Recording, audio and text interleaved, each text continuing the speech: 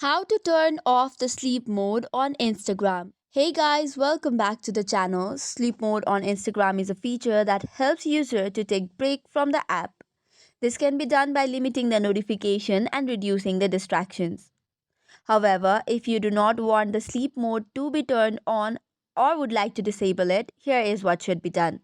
First of all, head over to Play Store or App Store to update the app to the latest version. This might take 1 minute or two depending upon the internet connection. Once the installation is completed, head over to your Instagram account and launch it. Log in with your credentials and then tap on your profile on the bottom right. Tap on the three horizontal lines to go to settings and privacy of your account. Once you are on settings and activity, you will see the section how you use Instagram. From there, select on time management and see the sleep mode. Tap on it and you will land to another page. Toggle off the option of sleep mode and you have successfully disabled it. So that's it for today's video. For more such contents, do not forget to hit the like and subscribe button. Thank you and keep watching.